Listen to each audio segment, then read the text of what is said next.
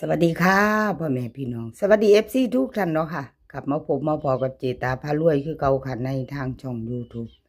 คลิปนี้เจตาก็จะวางแนวทางของลาวพัฒนาค่ะลาวพัฒนาเป็นของมือคืนนี้วันที่15เนาะพี่น้องมีไผใดไผตามตาบรรทัดบ่ค่ะ เห็นอยู่นี่ประวัติตาบรรทัดเนาะหลายงวดแล้วเด้อตาบรรทัดหลุดเข้ามาแล้วพี่น้องวันที่15เป็นมือคืน1333ตัวบน21ล่างตัวเน้นตัวเจาะของเพิ่นเด้อค่ะตัวล่าง21กอดข้อกันมา2กับ1ค่ะตาบรรทัดFC ตาบรรทัดไผพานเขาไม่เห็นคลิปนี้วันที่12เพิ่นก็เข้าไปแค่6ตัวเดียวเนาะพี่น้อง2ตัวมา1ตัวก็ยังบ่ทันหลุดเนาะค่ะเป็นวันที่12ตาอาทิตย์ก่อน2งวดค่ะประวัติเจตาให้เบิ่งเอามาเบิ่งมื้อนี้มื้อแรงพี่น้องวันที่16มิถุนายนเนาะค่ะ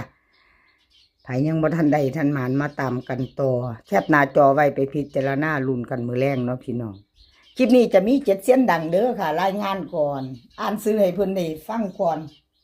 ถ้าเพิ่นจะตามของผู้ใดมีผู้ใดในใจของเพิ่นคลิปนี้เพิ่นสิจื้อได้บ่7เสียงดังค่ะจะมีตาบรรทัดเจ๊ปากแดงเซียนอุบลเลขล็อกหนองบัวล็อกเทียนทะเลอน้อยนำโชคด้าพาปัง7เสียงดังเนาะพี่น้องมักของผู้ใดชอบของผู้ใดไผอยู่ในใจ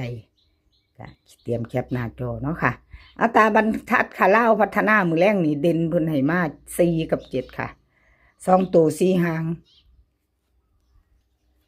2ตัว4หางค่ะตาบรรทัด4748 7170เบิ้ล44กับ77ค่ะ3ตัว3หาง470 748 771เด่นค่ะ4กับ7 2ตัวค่ะ47กับ70 3ตัวค่ะ470ตาบรรทัดเน้นเด่น4กับ7โทรกันเน้นกับ2หางเนาะพี่น้อง47กับ470ค่ะ3ตัวหางเดียวแคปหน้าจอค่ะใครจะไปต่อกับตาบรรทัดมือแรงแก่มือใหม่ไปใหม่มือนี้วันใหม่วันที่ใหม่เนาะพี่น้องโชคดี2ต่อเด้อมือนี้พี่น้องตอนบ่าย4 โมงกับ2 ทุ่มครึ่งเนาะกับขอบคุณตาบรรทัดหลายๆค่ะที่ให้แนวทางมาว่างทางช่องของเจตากับขอบพระคุณเป็นอย่างสูงค่ะเจ๊ปากแดงค่ะเจ๊ปากแดงค่ะลาวพัฒนาเป็นของวันที่15มื้อคืนนี้เนาะพี่น้องเด่นเพิ่นเข้าไปอยู่เด้อค่ะ3ตัว1 ตัวบน21ล่างค่ะของเจปากแดง2ตัวมา1ตัวเนาะค่ะ2ตัวมาตัว1อยู่ค่ะเจปากแดงแต่ขอโทษขออภัย2ตัวเพิ่นบ่เดินเนาะ2 งวดของเพิ่นก็เข้าอยู่ค่ะวิ่งลูดเด่นเพิ่นเนาะของเจปากแดง2ตัวเพิ่นจับคู่มาบ่เดินบ่เข้าค่ะมาไปไม่ไปต่อมื้อแรง2 ทุ่มครึ่งกับเจปากแดงเนาะค่ะไปต่อFC เจปากแดงใครจะตามต่อก็เพิ่นก็เตรียมแคปหน้าจอเนาะค่ะเจปากแดงเด่นเพิ่นให้มา5กับ0ค่ะ50 5กับ0เด่น2ตัว4หาง58 59 0405ค่ะเบิ้ล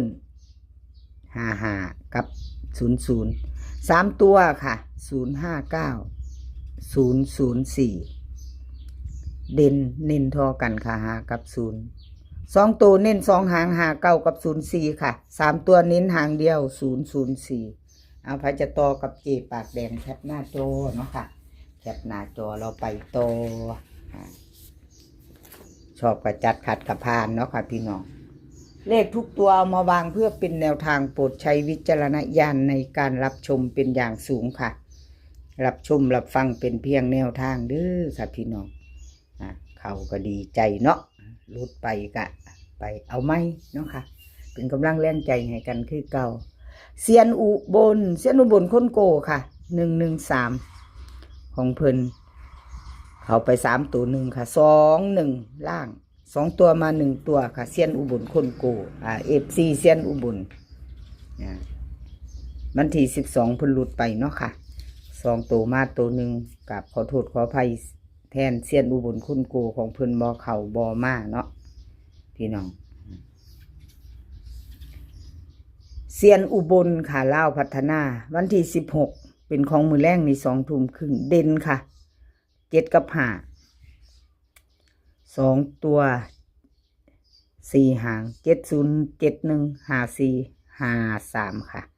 เบิ้ล77กับ55หา70 554เด่นค่ะทอกัน7กับ5 2ตัวค่ะ70กับ54 3ตัวเน้น570ใครจะตามต่อเส้นอุบลคุณโกแคปหน้าจอค่ะแคปหน้าจอไว้รุ่นมือแรกเนาะพี่น้องแก้มือใหม่เส้นอุบลเพิ่นกะตัววิ่งลูดเพิ่นเข่าอยู่ค่ะกับขอบุญขอบคุณเส้นอุบลคุณโกหลายๆค่ะที่ให้แนวทางมาวางทางช่องของเจตาเนาะกับขอบพระคุณเป็นอย่างสูงเอามาต่อล็อกน้องบัวค่ะพี่น้องขอโทษขออภัยแทนล็อกน้องบัวเด้อค่ะ FC ผู้เพิ่นเข้ามารับชมรับฟังผู้มาให้กำลังแรงใจบ่ต่องวดพี่น้อง6006วันที่12เนาะที่ผ่านมาเป็นวันศุกร์เนาะค่ะวันจันทร์ที่15หลุดไปเลขล็อกน้องบัวหลุดแล้วหลุดเลยเจตาเป็นกำลังแรงใจให้เนาะเลขล็อกน้องบัวกราบขอบุญขอบคุณที่ให้แนวทางมาวางทางช่องค่ะเอามาต่อกันมือแรงแก้มือใหม่ไปกับเลขล็อกน้องบัว FC เตรียมแคปหน้าจอเนาะค่ะใครจะต่อกับเพิ่นเด่นค่ะเพิ่นให้มาหากับเก่า2ตัว4 หางหา9 หา8 9 4 9 3เบิ้ล5 กับ9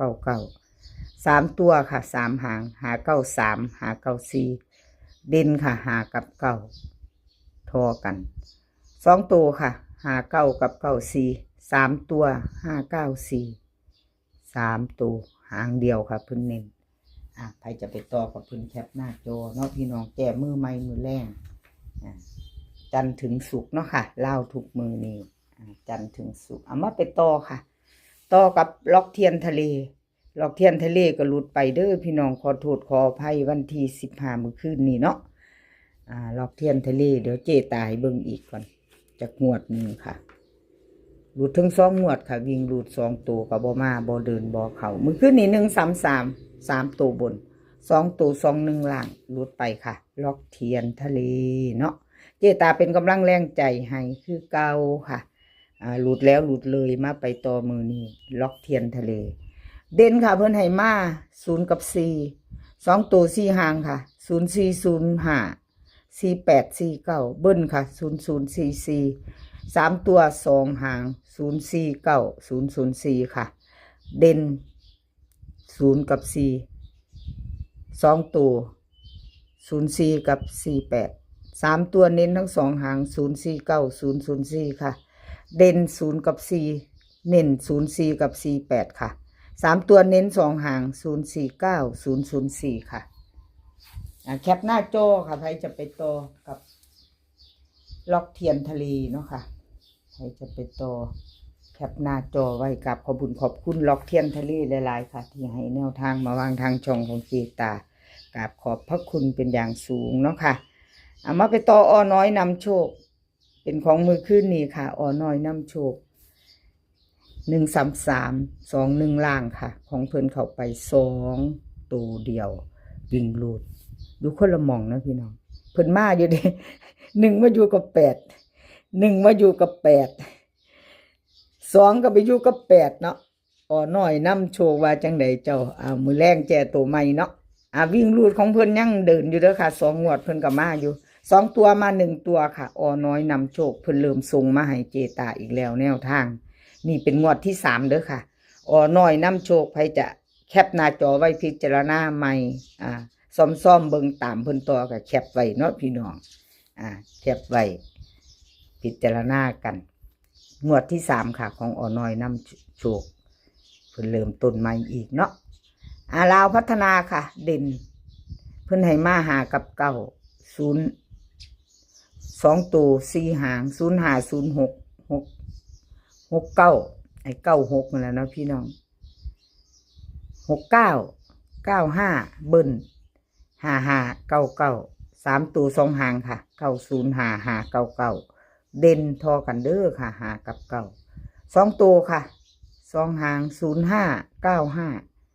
3ตัว599ใครจะต่อกับเพิ่นแคปหน้าจอค่ะแคปหน้าจอกับน้อยนำโชคกับขอบุญขอบคุณน้อยนำโชคหลายๆค่ะที่ให้แนวทางมาว่างทางช่องของเจตากับขอบพระคุณเป็นอย่างสูงเนาะค่ะดาพาปังพาปังก็ยังบ่ทันหลุดเด้อค่ะ FC ของดาพาปังว่าจังใดมื้อแรงไปต่อวันที่10วันที่16เนาะค่ะมื้อแรงลาวพัฒนา